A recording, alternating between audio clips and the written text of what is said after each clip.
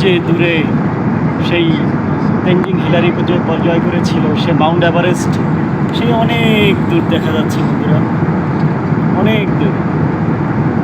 এই যে একবারে হিমালয়ের সর্বোচ্চ চূড়া এভারেস্ট, তারপর অন্নপূর্ণা, মালাংসো, গৌরীশঙ্কর, তারপরে গণেশ, অনেক আছে এখানকার চূড়া, অনেকগুলো চূড়া আছে।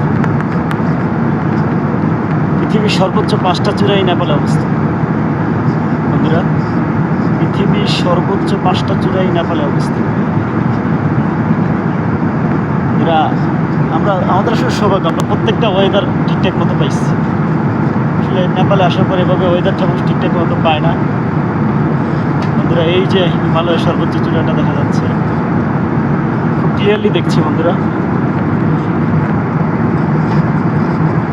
हम दोनों से तुम बोली है बोलना। আস্তে আস্তে হিমালয়কে পিছনে ফেলে বাংলাদেশের দিকে এগিয়ে যাচ্ছি, হিমালয়কে পিছনে ফেলে বাংলাদেশের দিকে এগিয়ে যাচ্ছি বন্ধুরা। হিমালয় তোমার মনে থাকবে, মৃত্যু পর্যন্ত মনে থাকবে হিমালয়। যদি কখনো সময় হয়, যদি কখনো সেই সময় আসে, আবারও আসবো তোমার এখানে। हम दोनों से तुम बोली है बोलना, আনাস কিসকি মানাসে। বন্ধুরা, আমার জীবনের সবচেয়ে সেরা 7টা দিন পার করলাম, আমার জীবনের সবচেয়ে সেরা দিন, যেখানে আমি এভারেস্টের চূড়ায় ওঠার জন্য নাগারকোট, পোকারা, তারপরে চন্দ্রগিরি, কেবল কার, 2.5 কিলোমিটার লম্বা কেবল কার, বিশাল কেবল কার বন্ধুরা। हम दोनों से तुम बोली है बोले।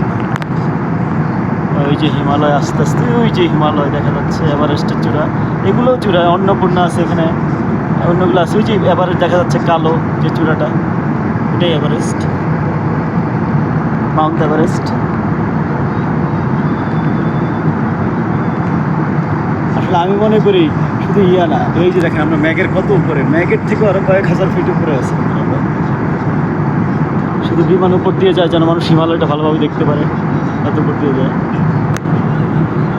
আর অবশ্যই আসার সময় একটা জিনিস খেয়াল করবেন, অবশ্যই আপনাকে মানে আসার সময় রাইট সাইডে উইন্ডো সিট নেবেন, আর যাওয়ার সময় লেফট সাইডে উইন্ডো সিট নেবেন। আর ওয়েদারটা ঠিক থাকলে আপনি সব দেখতে পাবেন বন্ধুরা। হিমালয় থেকে চলে যাচ্ছে বাড়ির দিকে, হিমালয় কন্যা নেপাল থেকে।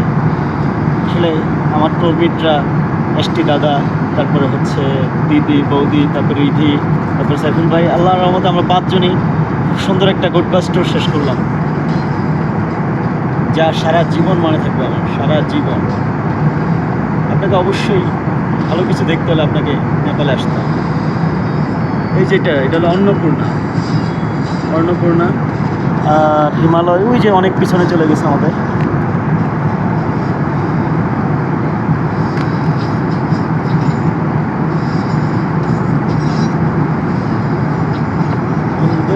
से तुम बोली है बोलना, हम दोनों से तुम बोली है बोलना, अनास किसकी मना से।